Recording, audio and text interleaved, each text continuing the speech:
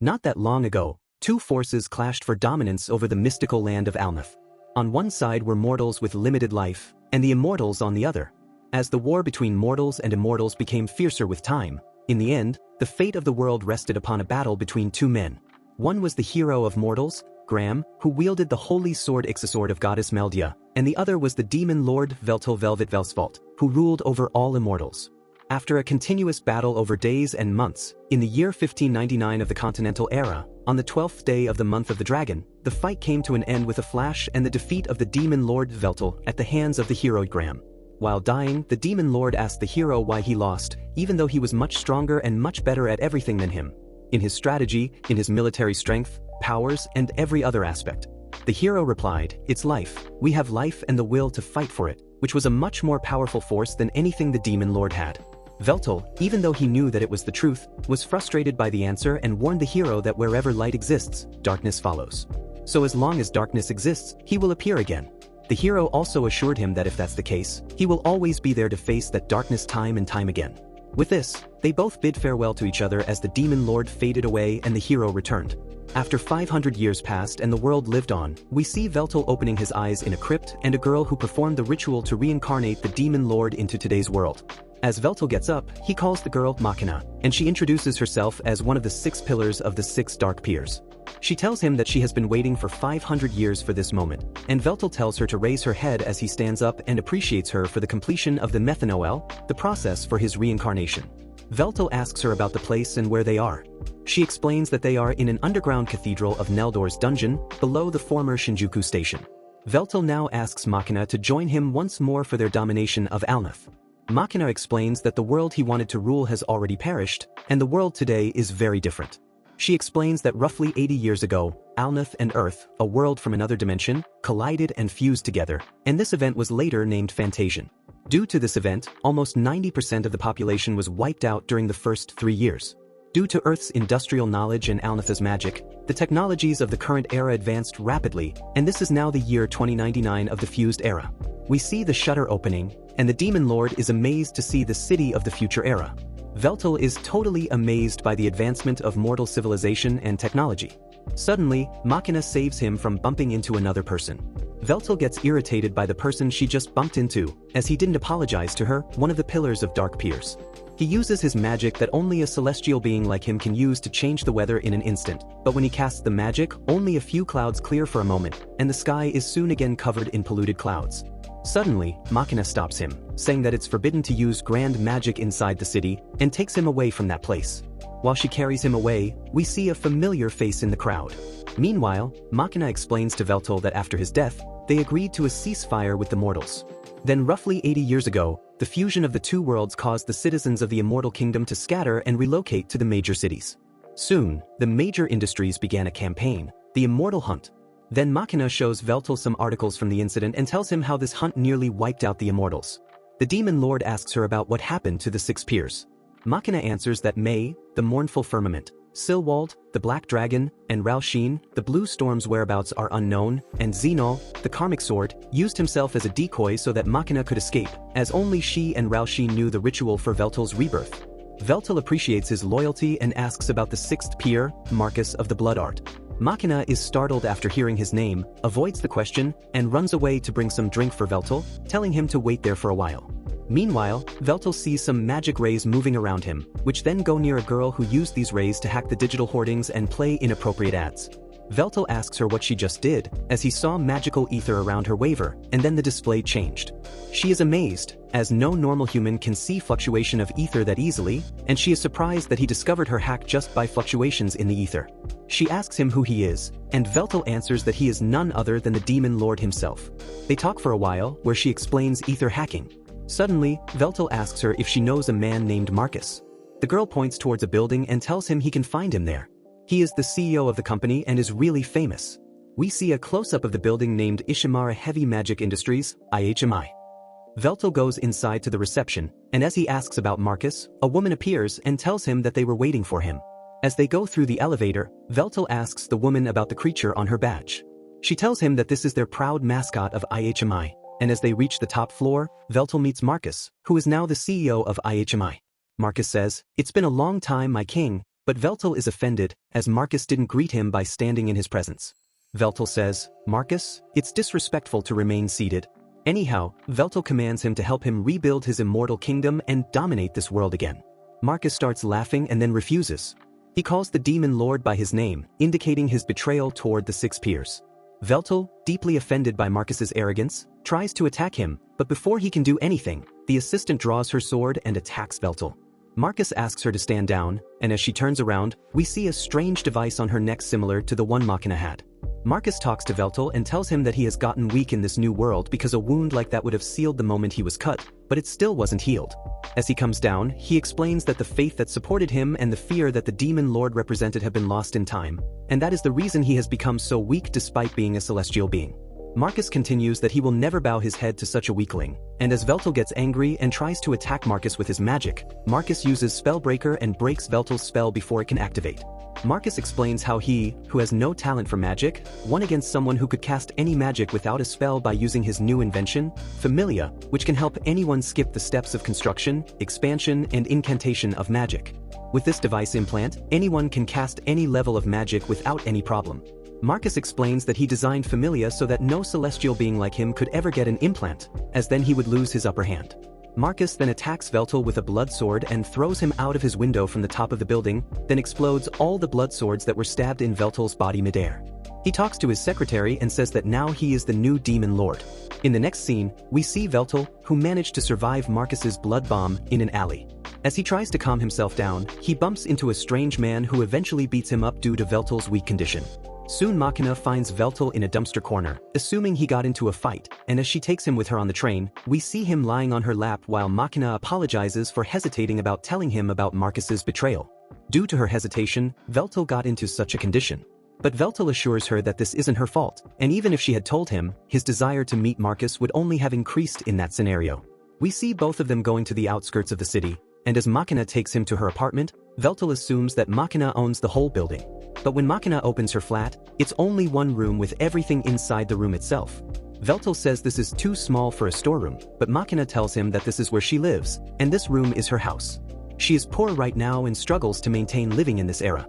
Veltel gets sad that she has to live like this now, but right now, he is also powerless, even against a common man due to the Familia implant. He hugs Machina and tells her that the true depth of her loyalty has been burned into his eyes and she has truly served him, as Machina finally hugs him, trying really hard to control her tears.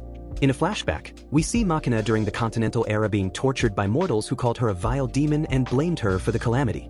As they pushed her into a live volcano, we see black matter come out of nowhere and save Machina by engulfing her in a black sphere just before she was about to hit the lava.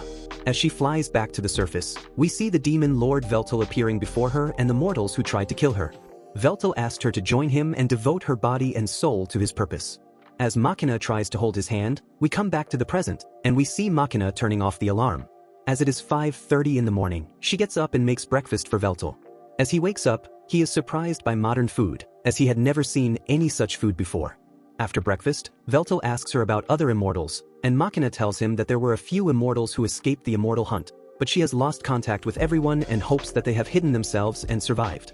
Veltel notices that his injuries are still not healed from yesterday's fight and realizes that he does not have his full powers. Otherwise, the grand magic he used to clear the clouds would have completely cleared the sky. Machina explains that it's because the faith that served as a source of his power was lost with time. Veltel realizes that with time he has been forgotten, but it's nothing to fret over. We see Veltel using magic to collect the drink spilled on the table, and he tells Machina that his life is eternal. He simply needs to reclaim his faith. Machina takes him shopping and starts with some clothes. We see Machina and Veltel entering a shop, and as Veltel stands on the platform, the system takes his 3D scan. As the computer screen starts showing options, Machina apologizes, saying it was her duty to present him with much higher quality garments than the store, but Veltel interrupts her, saying that when one possesses true beauty as he does, even cheap attire is unable to tarnish their elegance. He adds that he would be perfectly at ease bearing his natural body in public. Machina gets shy and refuses, saying common people are far too unworthy of beholding his royal body. As she scrolls through the options, Veltel comes across a tracksuit that intrigues him, and, impressed by the design, he decides to take the tracksuit. As they go to a food outlet, Veltel asks about Machina's Familia. Veltel acknowledges that, aside from Marcus's betrayal, the Familia itself is a revolutionary device. Machina agrees, saying it's true, as it's a very convenient device that, aside from its original use for magic, can also be used to gather information, communicate, and shop. Veltal then suddenly turns Machina around, moves to her neck, and touches her familia. Machina is shocked by this move as they're in public. Suddenly, her familia starts giving her notifications for increased heart rate and blood pressure. They both return to her apartment when Veltal suddenly stops and announces that he is now going to work. He sets off to find a job, despite Machina's attempts to convince him that working would not suit his status. She even offers to get 2 or 3 shifts and more jobs, but Veltal refuses and convinces her that he cannot just sit around while she works hard to fulfill his daily needs. He must pursue labor, but he assures her he has not given up on conquering this world. Once again, Veltal asks Machina for her allegiance and loyalty, and she happily agrees. The scene shifts, and we see Veltal in a tracksuit trying to find a suitable job. Not knowing what kind of work he could do, he stands in the middle of the road and starts shouting, "Does anyone have a job for me?" Suddenly, a strange man approaches Veltal and suggests he go to the commercial guild to find a job. The man assumes Veltal is an illegal immigrant and tries to help him by giving him a blank resume, which could help Veltal get a job at the commercial guild. He points Veltal to the commercial guild, located on the 4th floor of the building with its Kaniyasu sign. The man also warns Veltal to stay away from any company under IHMI, especially in construction, as he has never heard good things about it. The scene shifts to the job placement desk, where we see a clerk reading Veltal's resume, which mentions Del Stellan as his unique skill. The interviewer asks him what Del Stella is, and Veltal answers that it's a spell capable of annihilating an enemy's forces instantly over a wide range. Veltal also mentions his military skills and strategic planning. When the examiner asks him about these skills, Veltal replies that he excels at leading large armies. He even gives the example of the Battle of Orbial in 723 of the Continental Era. As expected, the examiner is clueless about anything Veltal mentions. Finally, the examiner apologizes to Veltal, saying they have no job suitable for his resume and that the company doesn't work with anyone without a familia implant. The scene shifts to Machina's apartment, where we see Veltal resting on Machina's lap, looking depressed. He asks her, "Am I utterly incapable of anything in this era?" Machina reassures him not to be depressed, saying those puny little mortals are simply incapable of understanding his greatness. Veltal then asks Machina, "Do you know anyone who could offer advice?" Machina thinks of a person who was her only friend in this era and texts her to meet them at a nearby cafe. At the cafe, we see it's the same girl who used ether hacking to replace the hoarding ads with something specific. She introduces herself as Takahashi and is surprised to learn he really is a demon lord. While Takahashi explains how she and Machina met, Veltal touches her familia. Surprised, Takahashi asks Machina what he is doing, and she explains that he is analyzing her familia by touching it. After a moment, Veltal apologizes for touching her familia, saying he noticed it was different from Machina's, so he wanted to analyze it to understand how it was made and how it works. Takahashi is amazed he can do that, and Machina explains that Lord Veltal just used his Sage Eyes ability, allowing him to use the flow of mana to understand the composition of any object he touches. Machina then discusses his job situation with Takahashi. She asks Veltal what he wants from his job, and he answers that he'd prefer something that makes his existence known throughout the world. While Takahashi is thinking about a job a 500-year-old demon lord could do in the modern era, a stream starts on a TV behind her, and she gets the idea that he should start streaming online. She even offers to give him her old streaming gear if he wants it. While Machina disagrees with this job, wanting something stable and steady for Veltal, he decides he will start streaming with old games that don't require a familia. Later, we see Machina taking a bath in her hot tub, while Veltal does research on streaming. Just then, Machina gets out of the tub, completely forgetting that Veltal is sitting in the room, and walks in naked. In the very next scene, we see Machina apologizing to Veltal in Japanese style, saying it's the highest form of apology from the nation that once thrived on that land. She explains that she's been living alone for too long, so certain habits have changed. She is ashamed, but Veltal praises her and her body, saying it is as beautiful and elegant as it should be, making Machina blush. Just then, Takahashi arrives with her old streaming gear.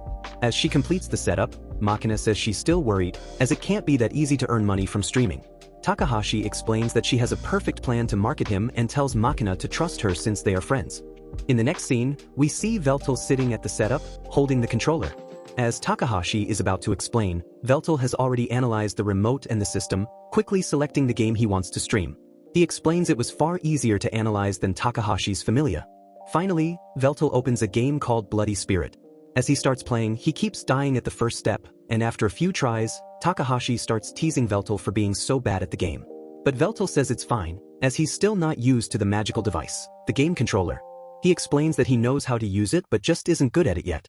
Makina worries their plan will fail, but Takahashi is more excited, saying that Veltal's beautiful face and voice create a perfect contrast with his noob gameplay, which could be very entertaining and a selling factor for his stream. She then explains the basics of streaming to Veltal, telling him he needs to stream every day as much as he can and always talk about something, even if no one is watching. She warns Makina to stay out of the room while Veltal streams so she doesn't get caught on camera. Takahashi even helps them with ads and promotions. After a while, we see Veltal's subscribers increasing. Initially, they leave negative comments about his gameplay, but over time, he gains more than 500,000 subscribers, both positive and negative fans, which also fuel him with faith power. Due to his appearance and way of speaking, his stream quickly gains momentum, and soon, Veltal has 1 million subscribers. In the next scene, we see him playing Bloody Spirit 3, while someone spies on Makina as she enters her apartment. After finishing the stream, Veltal heads out for a walk and encounters a familiar face from his past, the hero Graham. We flash back to the Continental era, where Graham cares for his sickly sister. Before Graham sets out to gather herbs, his father gives him a sword, and his mother prays to the goddess Meldia for his protection. After collecting the herbs, Graham returns to see the dragonfolk army retreating from his village. When he reaches his home, he finds it burned and his family slain. Back in the present, Veltal and Graham are at a udon shop. As they talk, Graham remarks, "It's strange to be eating udon with the man who killed my parents, sister, and countless allies." Veltal agrees, saying he feels similarly, yet he bears no anger or hatred. Veltal asks Graham how he, a mortal, has survived this long. Graham explains that after defeating Veltal in the Continental era, the goddess Meldia blessed him with eternal youth. He clarifies that he isn't immortal, just youthful. He describes how, after the war with immortals, another broke out among mortals, and he was again called to fight, this time forced to kill those he once swore to protect. Once peace was restored, heroes like him were seen as threats and exiled from their homelands. Graham reflects on his years in isolation, witnessing Fantasian, the city wars, and eventually, the immortal hunt. He admits, "I've killed too many, both mortals and immortals." When Graham asks why Veltal wanted to rule the world, Veltal responds that he sought peace through dominance. He explains that, aside from a few exceptions, all immortals were once mortals who were often despised, hunted, and tortured by other mortals. The same prejudice often goes the other way, with immortals looking down on mortals.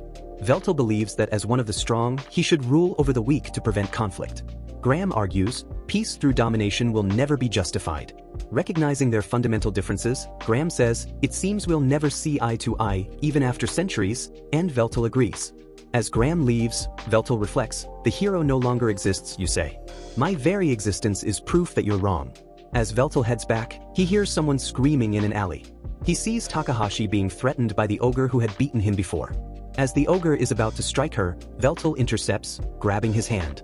Recognizing Veltal, the ogre warns him to back off, but Veltal blocks his punch with one arm. With his recent boost of 1 million subscribers, Veltal decides it's time to test his regained power. When the ogre uses Wind Blast magic, Veltal's hand appears crushed. However, a dark aura emanates from him, and with a mere flick of his fingers, he sends the ogre flying into a dumpster. Takahashi rushes over, thanking him for saving her, and asks if he'll be her bodyguard for a job. The scene shifts to Marcus's office, where he discusses his schemes and an upcoming meeting with his assistant. Meanwhile, Veltal and Takahashi arrive at a warehouse. Veltal asks about the job, and she reveals it's a theft. His role is to keep her safe. In the next moment, we see Veltal charging forward and smashing the warehouse shutters with a single kick. That's it for this part. Subscribe for next part.